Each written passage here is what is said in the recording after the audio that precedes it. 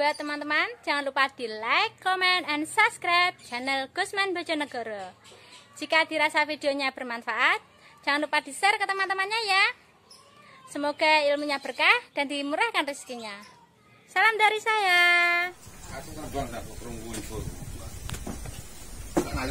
Pemupukan yang betul untuk bawang merah mulai tahapan ini penggunaan apa? Standar dulu ya, standar pemupukan itu kita masuk ke standar pemupukan dulu. Standar pemupukan itu seperti ini. Ini standarnya, jadi bukan terus itu jadi patokan enggak, cuma jadi acuan saja. Standar pemupukan itu kan N, P, dan K. Kita bisa pakai pupuk majemuk yang seperti 16-16, kita bisa pakai pupuk yang tunggal seperti ZA, KCL, DSP ya. Terus ukurannya itu kalau pertama standarnya itu 3-2-1, 3N, 2P, 1K. Kita tinggikan N karena masa pertumbuhan, masa vegetatif. Pupuk susulan kedua dirubah polanya 2-3-1 karena kita butuh batang. Batang berarti fosfat. Fosfat kita tinggikan 2 kilo N, 3 kilo fosfat, 1 kilo kalium. Pemupukan ketiga penutup, polanya rubah lagi menjadi N1, P-nya 2, K-nya 3. Tujuannya untuk memperpadat umbi. Itu standarnya. Terus kalau mau mupuk 4 kali berarti yang 1 kali itu biasa 3 hari sebelum. Aku yo iki yo kisaran 15 kilo. Terus aku kok mesti mau umur 25 30 kilo. Umur langsang lah ya. Iya. Nah terus akhirnya umur 45 gasak sudah kilo yo. Aku dap KCL. Ini KCL satu sak, KNO putih 2 sak. Terus kamas 1 terakhir. Terus dasarannya habis 4 sak apa? Fosfat. Ya fosfat kenapa saya suruhkan masuk untuk dasaran 3 hari sebelum tanam? Fosfat itu lama terserapnya, sangat lama. Fosfat bisa terserap di saat tanah kita itu kondisinya di bawah netral, asam. Kalau netral ke atas basah, fosfat tidak akan bisa terserap. Tapi kalau kita mupuk itu pasti setelah dipupuk pH akan turun. Dan turun naiknya pH itu secara landai. Tiba-tiba hari ini kita cek 7, besok langsung 4, enggak mungkin. Itu salah alatnya.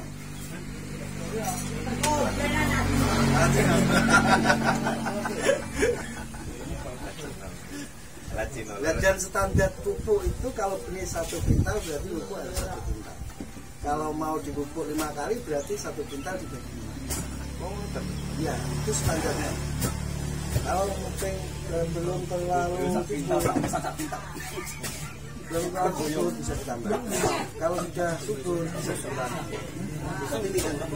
Lihat kondisi tanaman. Pemupukan itu sesuai kondisi tanaman.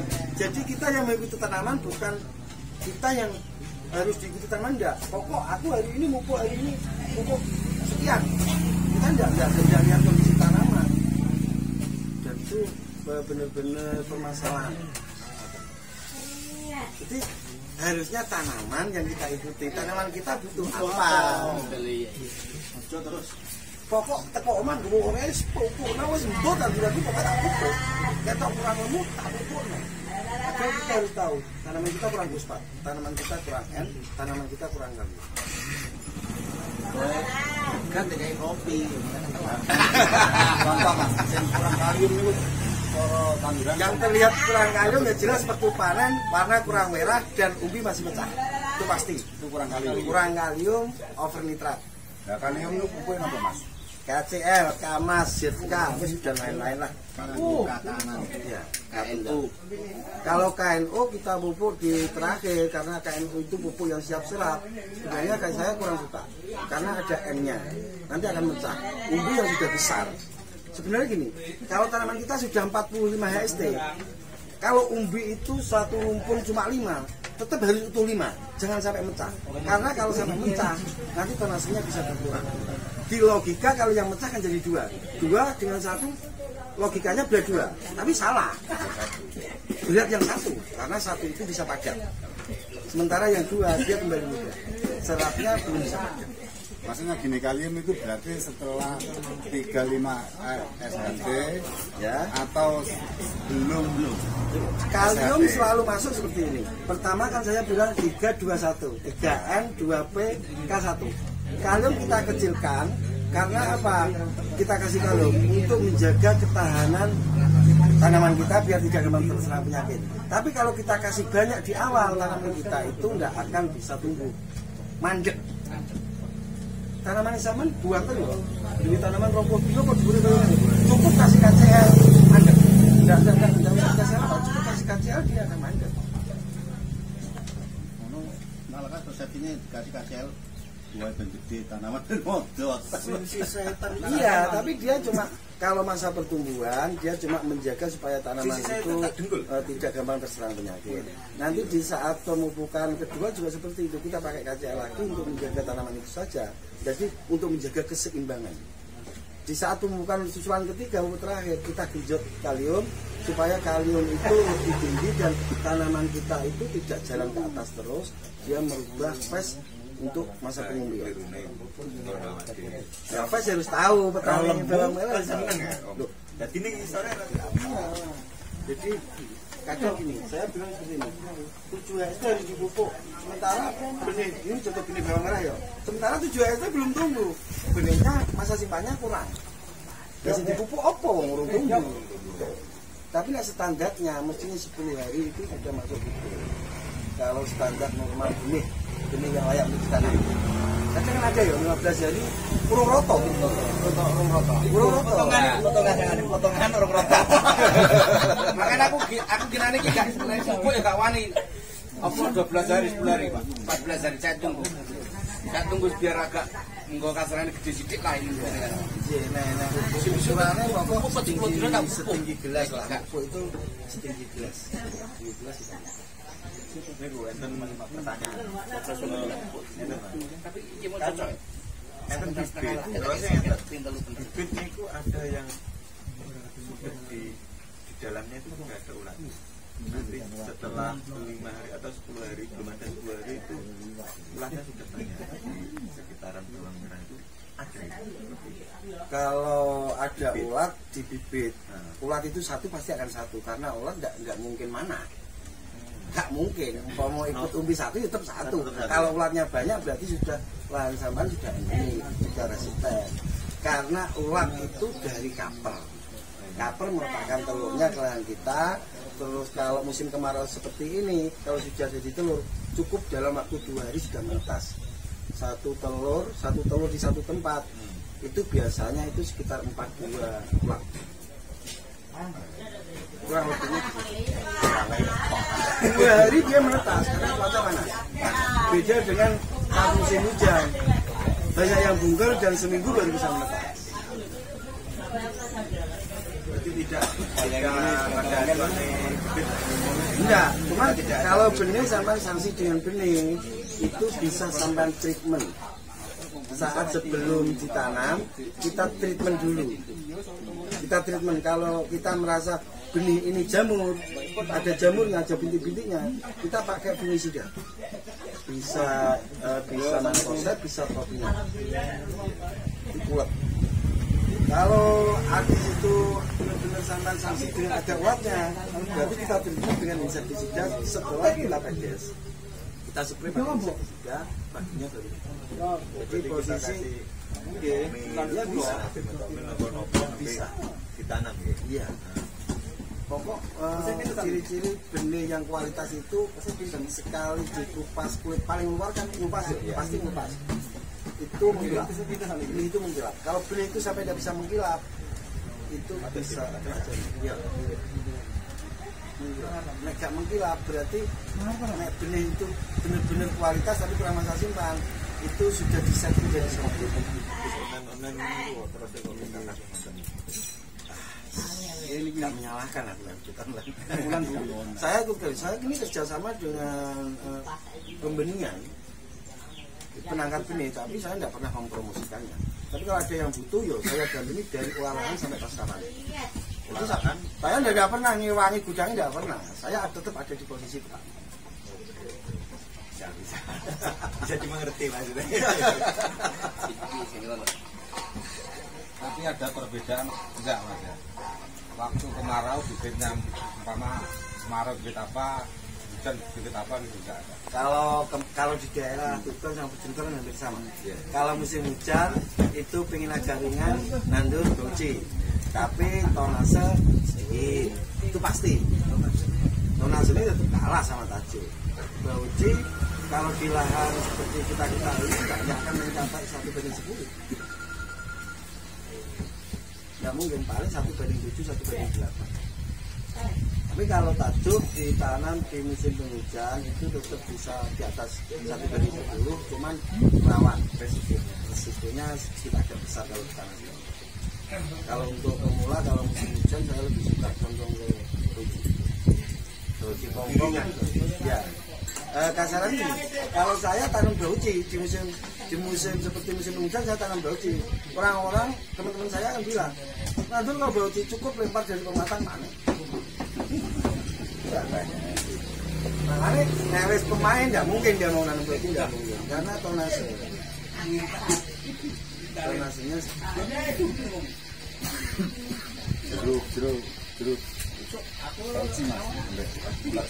jeruk tajuk bisa mencapai, kalau musim kemarau seperti ini bisa mencapai. Yang mainkan ini kan begitu. Tapi enggak apa-apa.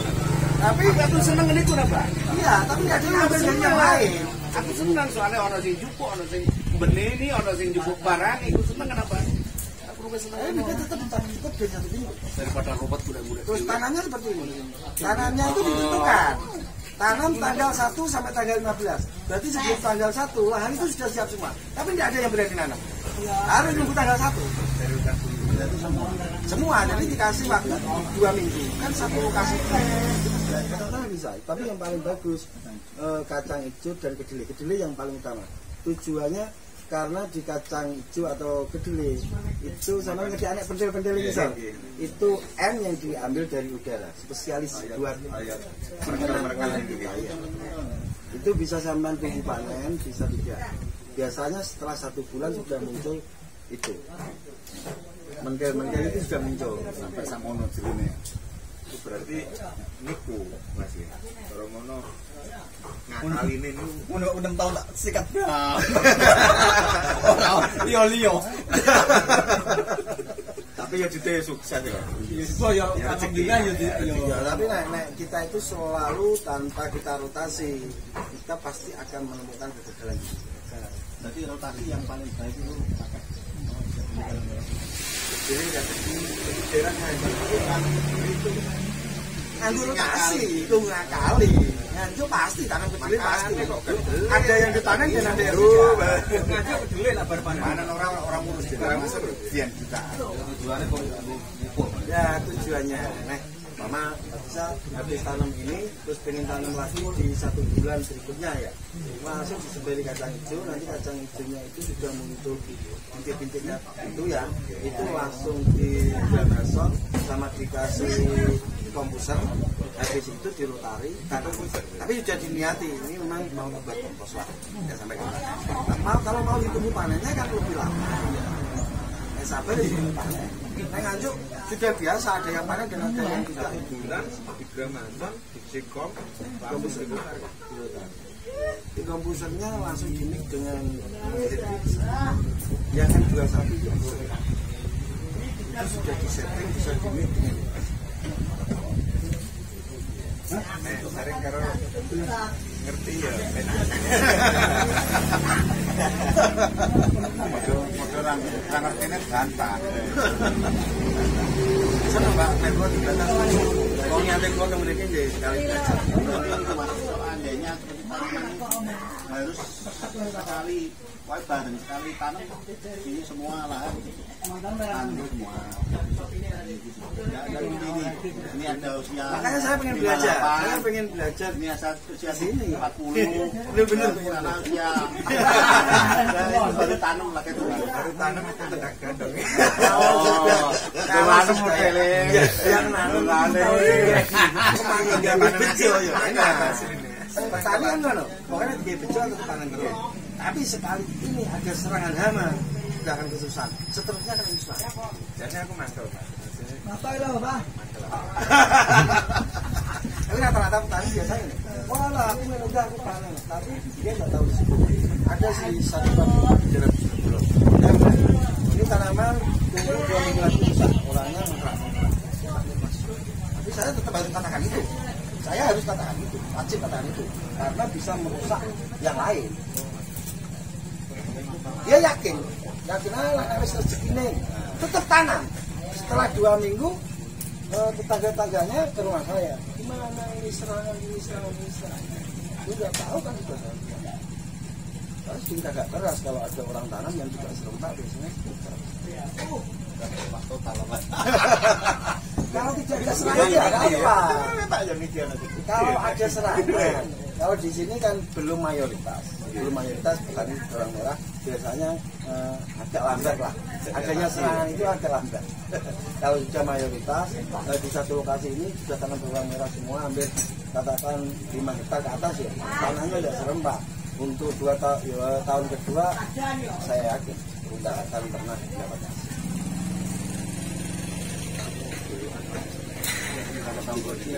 Ya, Ini tapi tabungan memang. Iya. Terus satu tataran. Tapi eman tapi yo iku mau Resiko to ora. resiko ini kacang hijau penang Pak. Ini habis terserang baik jamur maupun gandong ya. Pertama kali ini bedanya harus direndam selama 3 hari 3 malam minimal. Makanya agak susah, enak rotasi. 3 hari 3 malam kita rendam. Habis itu kita cek pH-nya. Pasti pH itu pasti cenderung asam. Kita masukkan kapur tanah atau dolomit. Di sini kan bukan. Katanya gini, ada yang teman saya. Kalau dikasih dana enggak seperti itu. Kalau memang tanah itu kondisi asam, yang bosok memang kalau dia itu basah atau dia itu basah. Kalau tanah kita itu di posisi netral tetap aman. Gini loh, kalau ini ada serangan jamur, terus kita tidak mau rotasi, ya kita pilihkan tanam lagi, banyak tanam lagi. Berarti jamur itu pasti akan hidup di tanah yang asam, itu pasti. Tidak mungkin jamur hidup di tanah yang basah, tidak mungkin. Nah, karena kita tidak mau rotasi, kita harus menaikkan pH-nya. Kita menaikkan pH dengan cara pasti dengan kapur tanah. Tapi ngerendam dia. Maksudnya tanah kita rendam. Iya, itu cara yang paling gampang untuk dilogika. Tujuan kita rendam, cuma ada hama atau jamur di situ, mati biar mati. Habis itu kalau jamur kita kasih dolomit secukupnya, entah dolomit dari kapur tanah atau apalah, proses atau apa. Setelah itu kita cek lagi pH-nya. Kalau sudah ada kenaikan 1 atau 2, itu baru kita olah lahannya. Setelah kita olah lahannya, karena sudah habis terserang jamur, kita masukkan jamur antagonis. Jamur antagonis itu jenis berikutnya. Ya, kita masukkan untuk mendegradasi patogen yang ada tadi. M4 itu masuk kompuser. Terus M21 itu kalau mau masuk ke semi organik, hanya di situ. Kompuser pakai M21, kita taruh arang sekam di lahan, kita spray. Kan intinya lahan kita itu dihinggapi oleh bakteri yang jahat dan bakteri yang baik. Bakteri yang jahat bisa kita kategorikan tapi kalau dia menguasai lahan kita, berarti tanah kita itu tidak steril dan gampang akan terserang penyakit tanaman kita, terus kita untuk memberantas akan susah. Tapi jika bakteri baik itu bisa menguasai lahan kita, pupuk itu cuma membantu kita kasih udara, bantu. Jadi ini kurang subur, kita kasih pupuk. Jika bakteri yang baik juga menghasilkan kita nanam, kita tidak pupuk pun juga dia akan dibutuhkan.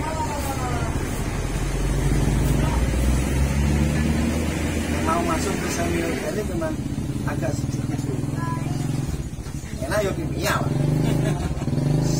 Soalnya itu instan.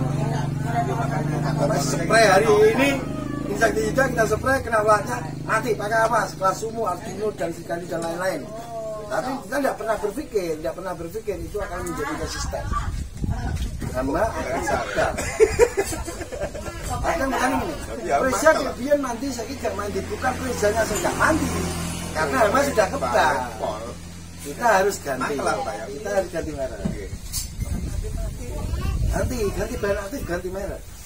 Pertamanya niku apa nih sakit. Ya, sakit itu lebih diketahui kalau emamectin benzoat memang dia itu kesannya sama yang sudah praktek di lapangan ya itu gampang kebal. Itu emamectin benzoat. Penyemprotan yang terbaik itu waktunya. Kalau nyemprot, kalau fungi itu lebih bagus pagi buta. Kalau nutrisi setelah stomata terbuka itu antara jam 7 ke atas lah. Tapi jangan terlalu siang, jam 10 nyemprot, nyesot. Hentikan. Nah ada angin kencang, ya hentikan, kurang maksimal. Kalau insek itu paling bagus sore lah, jam 4 ke atas atau malam itu lebih bagus. Kalau ulat geraya itu malam. Tapi nek itu anak bapak untuk menyemprotkan tak karena angin. Fungi Pak ya. Insek dicampur fungi enggak apa-apa Mas? Insek dicampur fungi enggak apa-apa, yang penting funginya itu yang pH-nya itu netral ke bawah. Insek bisa bekerja dengan efektif itu pada kondisi asam. Rata-rata insek itu asam. Pasti asam. Pasti antara 4 dan 5. Dan dia tidak bisa bekerja dalam kondisi basah. Sama dengan insek anjir. Harus sampai campur kalsium. Pokoknya kalsium aja campur insek. Kinerjanya insek tidak bisa maksimal karena kalsium itu sifatnya basah. Campurin apa? Nah kalsium di mix sama fungi. Kalsium contohnya apa Mas? Kalsium kemasan mereknya banyak. Ada yang merek Manuhara. Ada. Iya, ada. Aku sing eling merek Manuhara. Iya. Sudah suka. Iya. Asli apine.